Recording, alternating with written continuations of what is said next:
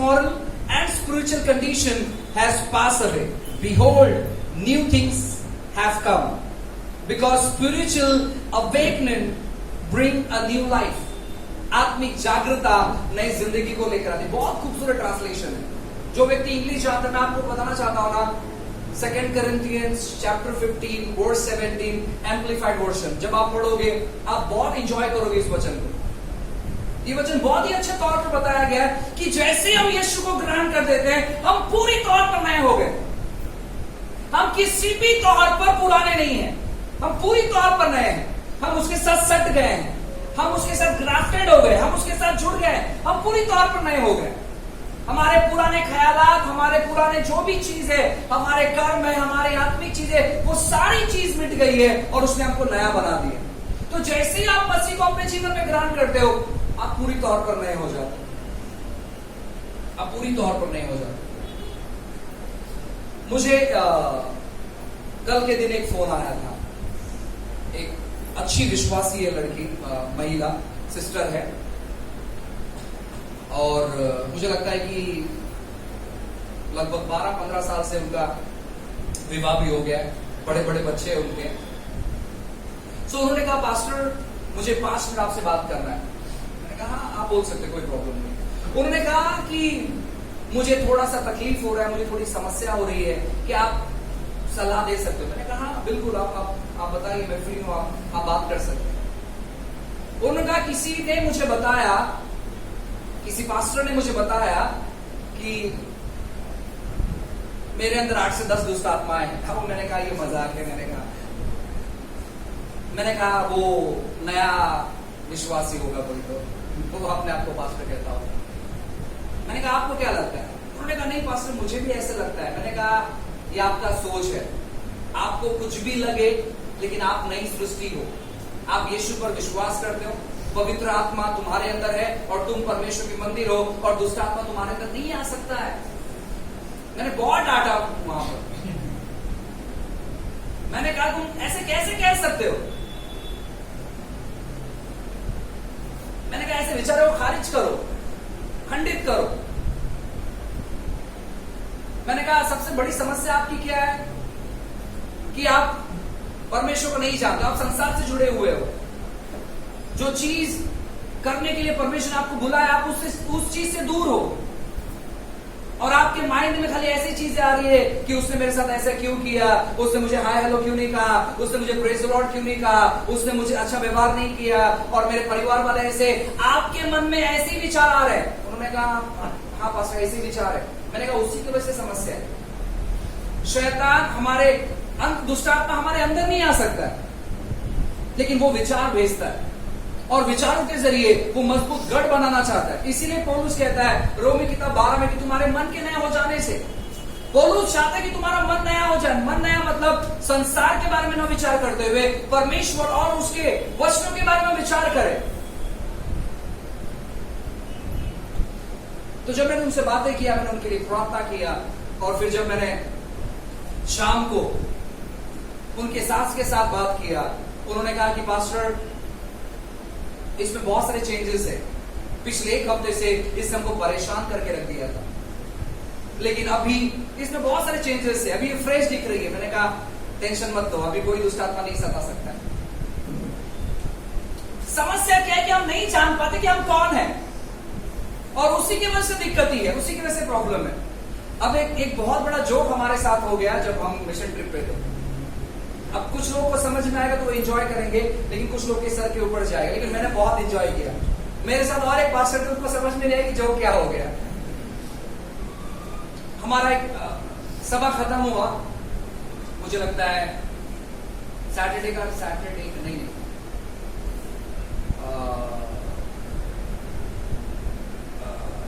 गुरुवार का सभा था। सो गुरुवार को सभा हमने खत्म किया। बहुत ही अच्छी सभा हो गई, जहां पर हमने सिखाया आत्माओं को जीतने के बारे में, मसीहों का जो जिम्मेदारी रिस्पॉन्सिबिलिटी है। बहुत अच्छा सभा हो गई। सभा खत्म होने के बाद हमने बहुत अच्छे से खाना खाया, और खाना खाने के बाद एक जो फैमिली थी, अब बहुत सारे लोग हमको वहां पर बुला रहे थे, लेकिन अभी हम सबके घर पर तो नहीं जा सकते, और हम पूरा जिम्मेदारी पास्टर पर छोड़ देते थे। जिस पास्टर ने हमें इनवाइट किया था, हम कहते पापा तुम जहां भी लेकर जाना चाहते हो हम वहां पर आएंगे। तो कोई भी व्यक्तिगत हमारे पास ये मत आकर बोले कि पास्टर आप हमारे घर पर आओ, आप इनसे मिलो, और ये जहां बोलेंगे हम वहां पर जाने के लिए तैयार है, क्योंकि हम अभी इनके अधीन है। तो पास्टर हमको एक फैमिली में लेकर गए। जैसे ही वो फैमिली में लेकर गए, उन्होंने कहा कि ये फैमिली को प्रार्थना की बहुत जरूरत है। मैंने कहा चलो जाते हैं, जहां पर प्रार्थना की जरूरत है मैं आने के लिए तैयार हूँ। सो हम वहां पर बैठे, उन्होंने बहुत अच्छे तौर पर खातिरदारी की हमारी, यानी बहुत सारे स्नैक्स, अलग अलग किस्म के स्नैक्स, शाही तौर पर उन्होंने हमारा खातिरदार किया। और सब मैंने कहा कि स्नैक्स को छोड़ो, अभी हमने खाना खाया, अभी आपकी समस्या क्या है बताओ। तो वो बताने लगे कि हम इतने इतने साल से चर्च से जुड़े हुए, हम प्रार्थना सभा में जाते हैं। उन्होंने पूरा समर्पण किया था प्रभु को, और फिर भी उनका जो घर का मुखिया था, यानी जो व्यक्ति था, उनके मन में बहुत डर था। वो घर से बाहर भी नहीं निकल पाते थे। उनके घर के साइड में, यानी घर के पीछे ही है ना, एक बहुत बड़ा मार्केट था। वो कहते कि मुझे मार्केट में भी जाने में मुझे डर लगता है।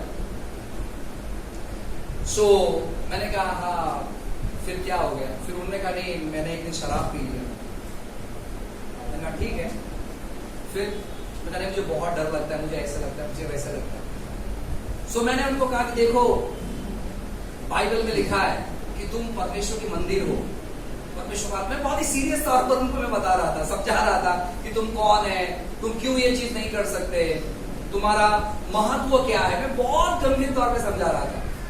मैंने कहा पहला कुरिन्थियों अध्याय 3:16 उनको पढ़वाया। मैंने कहा देखो तुम परमेश्वर के मंदिर हो, पवित्र आत्मा तुम्हारे अंदर रहता है।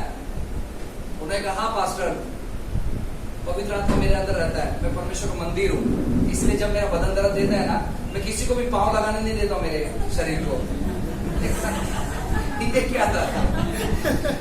वो पास्टर मुझे एक्सप्लेन कर रहे थे। मैंने कहा अरे यार ये बहुत बड़ा जोक हो गया, आप नहीं समझ पाए। तो जब मैंने समझाया, हम लोग 5 मिनट नॉन स्टॉप, अब मेरा हंसी वहां पर नहीं रुक रहा था। वो बेचारा सामने बैठा था, लेकिन मैं अपना हंसी को कंट्रोल नहीं कर पाया। मैं हंस के बिना पेट दर्द देने लगा। मैंने कहा यार तुम परमेश्वर के मंदिर हो, तुमको मालूम है, तुम पाव लगाने नहीं देते हो लेकिन दारू पी लेते हो, ये क्या चीज है? मैंने उनको बहुत अच्छे समझाया। मैंने कहा देखो ऐसा नहीं है, आपके अंदर डर इसलिए क्योंकि आप यहाँ वहाँ की बातें ज्यादा सोचते हो, आपका परिवार का कैसे क्या होगा, आप मसीह में आ गए हो, आपकी बच्ची है, आपकी लड़की है, अब वो जवान है, उसका शादी कैसे होगा, आपका लड़का है, उसका शादी कैसे होगा, कौन आपको लड़की देगा, आप बहुत सोचते हो। मैंने कहा जब आपने परमेश्वर को अपने जीवन में ग्रहण कर लिया, आप जिम्मेदारी उसकी है, टेंशन मत लो। तो हमने उनके लिए उन्हें समझाया, उनके लिए हमने प्रार्थना किया, और हम वहां से इतना हंसते हंसते हम वापस आए। मैं आपको बताना चाहता हूँ, हम खुद बहुत रिफ्रेश हो गए। मैं बहुत थका हुआ था, उस जोक के बाद मैं बहुत फ्रेश हो गया। मैंने कहा सच में देखो ये आदमी कैसा है। सो क्यों ये सब बात होते मालूम है? क्योंकि हम अपने आप को पहचान नहीं पाते, और इसीलिए शत्रु क्या करता है ना, हल्ला करता है। जब हम ये भूल जाते हैं कि हम मंदिर है। अब बहुत सारे लोगों का क्या कहना है मालूम है कि देखो हमारे यहाँ पर ना मंदिर है, और उस मंदिर की वजह से शैतान का बहुत बड़ा गढ़ है। मैं भी पहले ऐसे सोच यार ना, ये मंदिर यहाँ पर है इसलिए शैतान यहाँ पर काम कर रहा है। लेकिन बाद मुझे पता चला कि वहां पर तो एक ही मंदिर है, हम तो कितने सारे मंदिर यहाँ पर बैठे, देखो एक ही है। तो वो कैसे कुछ प्रभाव डाल सकता है? वो मंदिर पत्थर से बनाया गया है, उसमें कोई जान नहीं है। हम तो चलते फिरते मंदिर है, हम कितने शक्तिशाली है, तो उसके बारे में क्यों नहीं सोचते हम? परमेश्वर ने जैसे हमको रखा है, जैसे हमको बनाया है, जैसे हमारे बारे में सोचता है, जैसे हमारे बारे में कहा है, हम उसके बारे में सोचते ही नहीं है। हम संसार की चीजों को लेकर, कुछ लोगों ने क्या किया, संसार की बातों में है ना, उन्होंने अपना उपदेश तैयार कर दिए। ऐसा है, वैसा है, शैतान वैसा है, शैतान ये। ओ मैं आपको बताना चाहता हूं, शैतान का तो बिल्कुल मत सुनो। शैतान का प्रचार तो सुनना ही नहीं है। शैतान कितना सामर्थ्यशाली है, वो किस प्रकार आएगा, वो किस प्रकार खाएगा, वो सब वेस्ट है, वो सब कचरा है। जब आप चॉकलेट खरीदते हो, महंगा चॉकलेट, महंगा,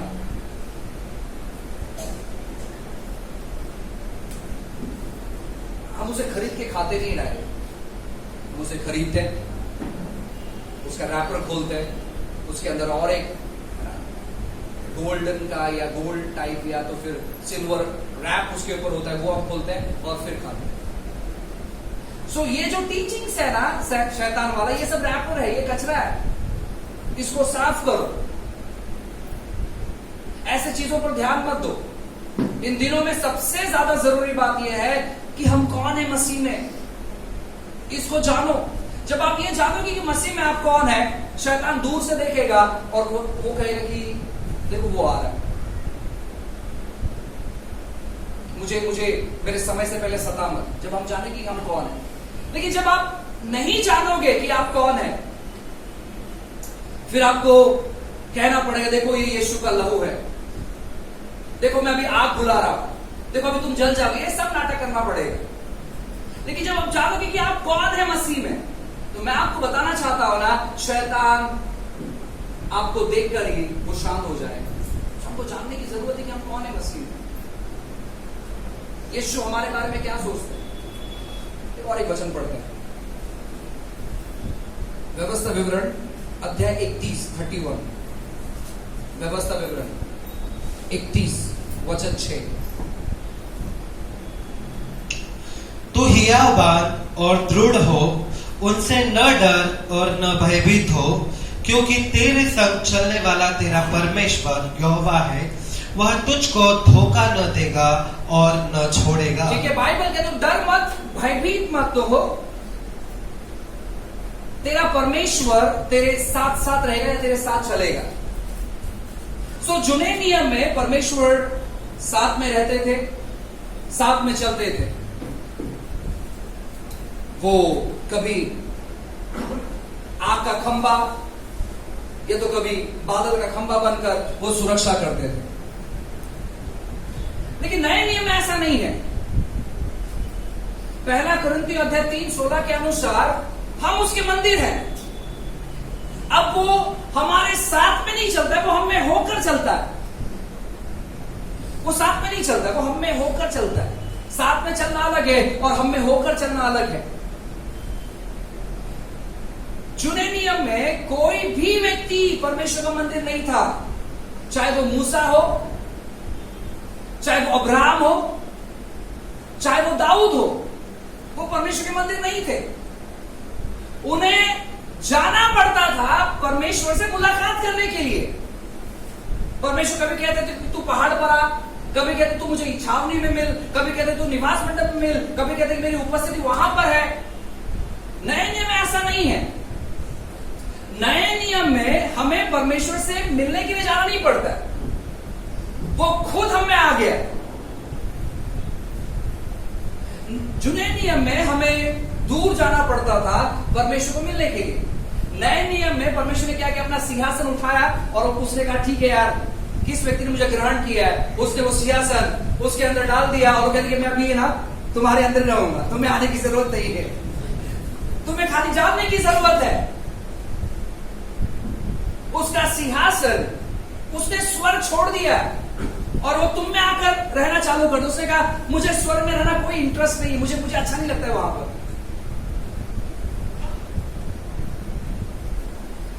बहुत सारे बेवकूफ लोग हैं जो स्वर्ग में जाना चाहते हैं। मैं आपको बताना चाहता हूं वो वहां पर नहीं है।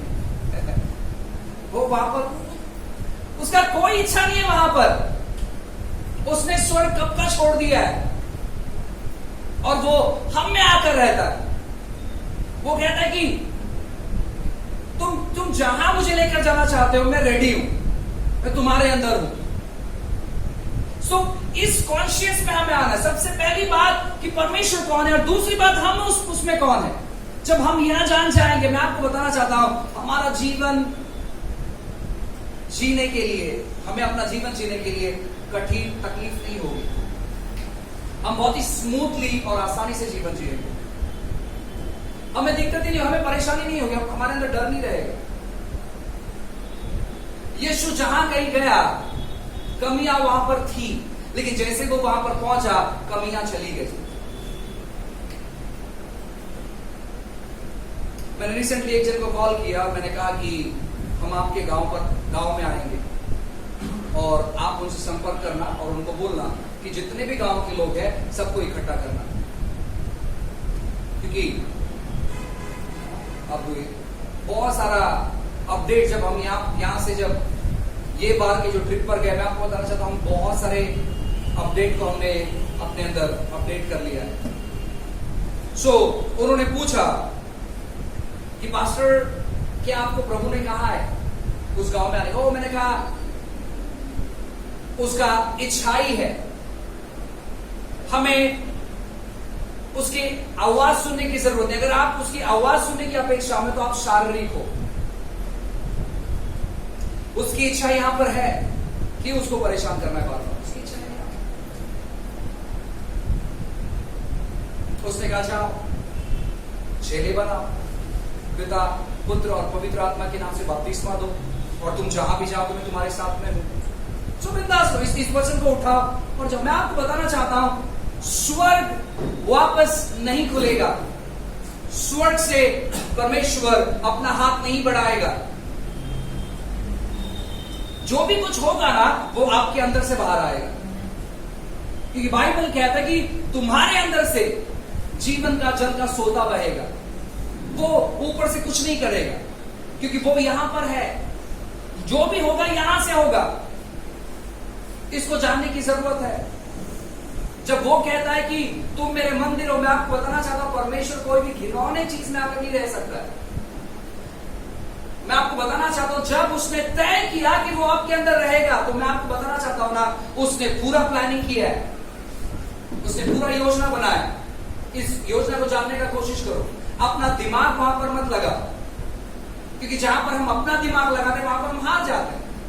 जब तक हम परमेश्वर के दिमाग पर डिपेंड रहते हैं, मैं आपको बताना चाहता हूं सब कुछ ठीक ठाक चल रहा होता है। जब तक आदम परमेश्वर की बातों को सुनता रहा, उसके कामों को करता रहा, कोई प्रॉब्लम नहीं था। लेकिन जब पहली बार उसने अपना दिमाग लगाया फल खाने के बारे में, वहीं पर वो हार गया। तो जहां पर हम अपने दिमाग के अनुसार कुछ करने का कोशिश करते हैं, मैं आपको बताना चाहता हूं वो हमारा सबसे बड़ा फेलियर है, सबसे बड़ा नाकामयाबी है। इस चीज से बाहर आने के लिए मैं आपको बताना चाहता हूं ना, जानो कि आप कौन है मसीह में। प्रभु आपके बारे में क्या बात करता है, वो है कैसा, वो किस प्रकार हमसे बेहद प्यार करता है। जब हम ये चीजों को जानेंगे, दो बातों को जानेंगे, मैं आपको बताना चाहता हूं ना, हम अनुभव करेंगे सारी अच्छी और भली बातों। आपको किसी चीज के बारे में टेंशन लेने की जरूरत नहीं। वो सब कुछ करने का शक्ति रखता है, सब कुछ करने का शक्ति रखता है। वो सब कुछ ठीक ठाक करने का शक्ति रखता है। उसे मालूम है कि कब क्या चीज होना चाहिए। बस हमें जानना जरूरी है कि परमेश्वर कौन है, दूसरा हम उसमें कौन है। मैं आपको प्रोत्साहित करना चाहता हूं, मैं आपको उत्साहित करना चाहता हूं। यहां की कुछ स्थिति को देखकर जिस चीज के लिए आप बुलाए गए हो, उस चीज को पीछे मत छोड़ो। यहां की स्थिति को देखकर, मैं वापस कहना चाहता हूं, गौर से सुनो। अपने परिवार के हालात को देखकर, अपने पैसों की हालात को देखकर, अपने कंडीशन को देखकर अपना जीवन मत बिताओ। आप जिस मकसद से बुलाए गए हो उसको जानो। कभी कभार हमारे जीवन में जो चल रहा होता है वो परमेश्वर के मकसद के खिलाफ में होता है, और हम क्या करते हैं, हम कहते हैं कि प्रभु एक बार ये ठीक ठाक हो जाने दे और फिर हम आपके मकसद में काम करेंगे। प्रभु कहते हैं कि पहले तू मेरे मकसद में काम कर, ये अपने आप ठीक ठाक हो जाएगा। उसके मकसद को जानो। क्यों बहुत सारा अंधकार है मालूम है? क्योंकि वहां पर आवाज नहीं है, वहां पर प्रभु का शब्द नहीं है, और इसीलिए हम अंधकार में काम कर रहे हैं, अंधकार को मिटाने के लिए। हम कहते हैं कि हम यहाँ पर लकड़ियां जलाएंगे, हम कहते हैं कि नहीं हमें ना बहुत सारे दियों को जलाएंगे। रोशनी कभी नहीं हो सकता। आप कुछ समय के लिए दिए जलाओगे और वो फिर बुझ जाएगा। नहीं, वहां पर आपको परमेश्वर की आवाज की जरूरत है। तो जहां पर उसका उद्देश्य है उस चीज पर फोकस करो, उस चीज पर ध्यान दो। प्रभु सब कुछ ठीक ठाक करने की क्षमता और ताकत रखता है। आपकी स्थिति, आपकी परिस्थिति को मैं आपको बताना चाहता हूं ना, वो सुधारेगा जरूर, वो सुधारेगा। होने दो कि इन दिनों में हम जाने कि वो कितना आपसे प्यार करता है। इन दिनों में हम जाने कि वो हमारे बारे में क्या कहता है। हम नई सृष्टि है, पुराने ख्यालात से हमारा कुछ लेना देना नहीं है। ऐसे विचार आएंगे उसे हमें खंडित करना और होने दो कि परमेश्वर का राज्य हमारे द्वारा हम आगे बढ़े। हालेलुया। जो ऐसे व्यक्ति मत बनो जो ये कहे हो मैं प्रभु का मंदिर हूं और इसलिए मैं किसी को पांव रखने नहीं देता हूं। आइए अपने आंखों को बंद करें। Love you Jesus. हालेलुया।